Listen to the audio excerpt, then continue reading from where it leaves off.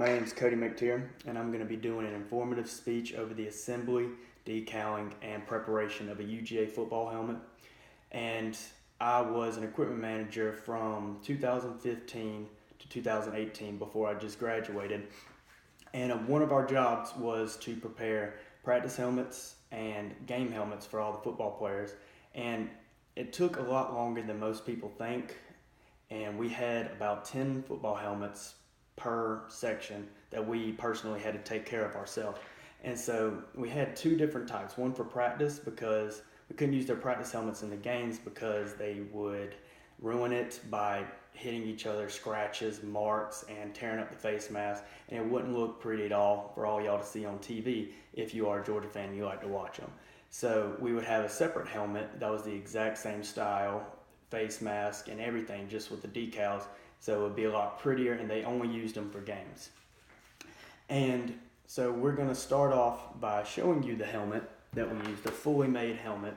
And what type of helmet this is the Schutt Z10. There are many variations of football helmet that these players use, from the bigger ones. The linemen use the Speed Flex, the big bulky one with the little octagon looking thing on the front.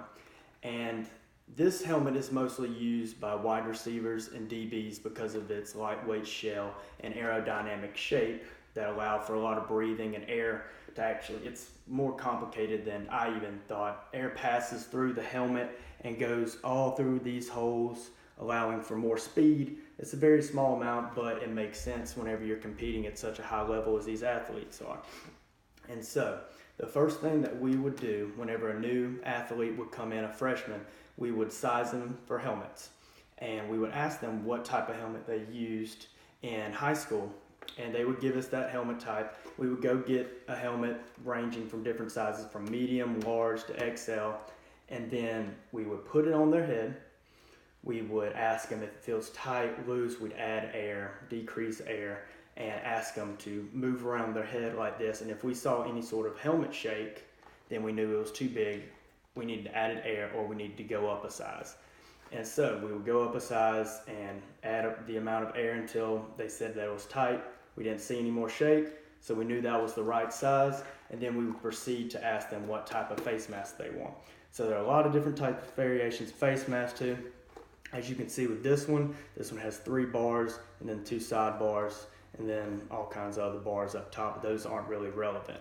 So players don't think about the bars in sort of a safety manner. They just want to look cool. But with a bar face mask like this, it has less points of insertion of hands being able to go into the helmet because of these bars.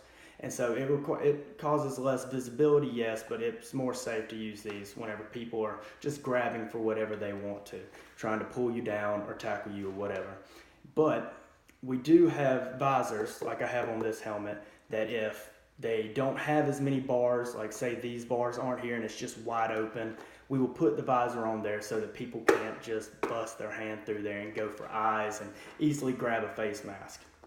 And a lot of players like them just because they look cool, but we like to think that it's because of safety they wear them. And then after we get all that settled, we go into the decaling of it.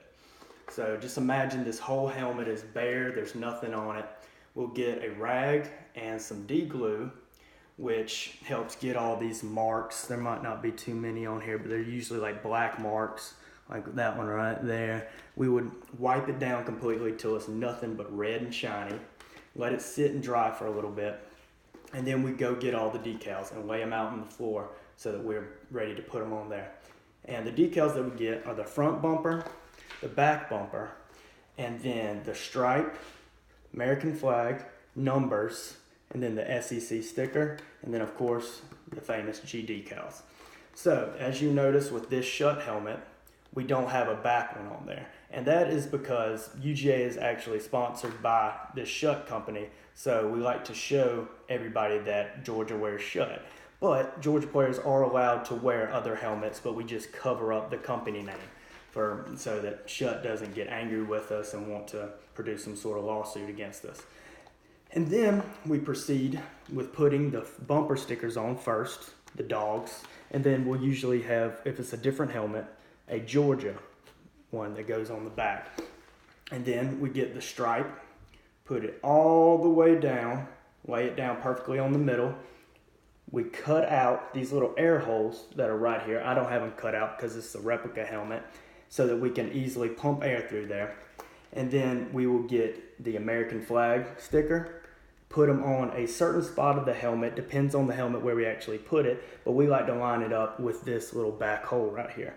And then we put the numbers and stuff on there required that for their jersey number, the SEC sticker, the warning sticker for liability, and then of course the famous G decal. And we line up the G decals so that when the player is looking down in his ready position, that is completely straight. We have to have a perfect tilt on there. That is one of the biggest things that we have to make sure and have right. And so once you got that, you have a beautiful UGA football helmet. Thank y'all.